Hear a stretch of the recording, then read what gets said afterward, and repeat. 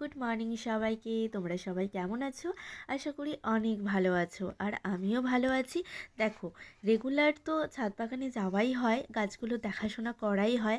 But যেদিনকে শাক সবজি তোলার পালা থাকে সেদিন তো আমার আনন্দে মন ভরে যায়। কেন বলো? কারণ এই ছোট্ট ছোট্ট আনন্দগুলো আমি নিয়ে থাকি বা নিজের চেষ্টাই করে থাকি। কেন বলো? কারণ দুঃখ দেওয়ার মতো লোক পৃথিবীতে অনেক আছে, আনন্দ দেওয়ার মতো লোক খুবই কম। তার জন্য নিজের ভালো থাকা নিজেকেই বাঁচতে হবে বস। ওই জন্য কিন্তু আমি ছাদে চলে যাই যখন আমার একটু বেশি মন খারাপ হয়।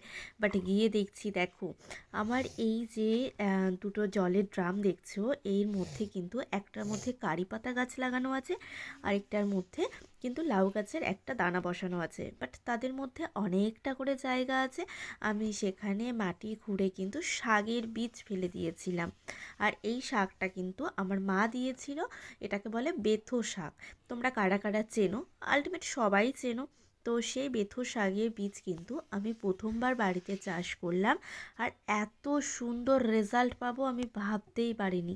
জাস্ট মাটি খুঁড়ে বীজটা ছড়িয়ে রেখেছিলাম, তারপরে কয়েকদিন বাদে কিন্তু ছোট্ট ছোট্ট গাছ বেরিয়ে গেছিলো। আর তারপর দেখো, পুরো ড্রাম দুটো ভরে গেছে এত শাক।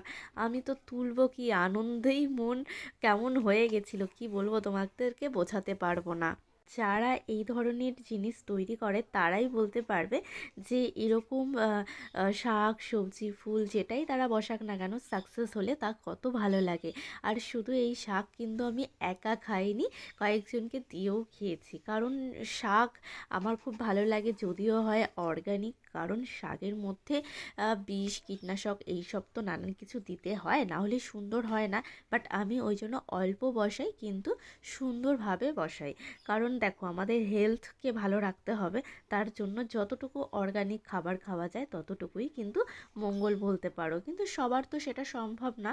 আর এগুলো শখ শৌখিনতাও বেশি, খাবার থেকে বেশি আনন্দ লাগা। কারণ হচ্ছে এগুলো নিজের হাতে তৈরি করো, নিজের হাতে তোলো, আর নিজের হাতে কাউকে দাও। এর ভেতরে যে খুশি আছে না বাস, আর কিছুতে পাবে না। তো ওইদিকে কিন্তু মেয়েটাও খেলছিল, কারণ ও একটু কাদা মাটি এগুলো খেলতে ভালোবাসে। আর আমার মা বলেছিল, বাবু তুমি কিন্তু এই গাছগুলো তুলে ফেলবে না, জাস্ট আগাগুলো কেটে নেবে। কারণ বেথো শাক আগাগুলো কেটে নিলে তারপরে আবার কিছুদিন জল দিলে কিন্তু সেই গোড়া থেকে আরও প্রচুর শাক পাওয়া যায়। তাই এখন বাই, ভালো থেকো।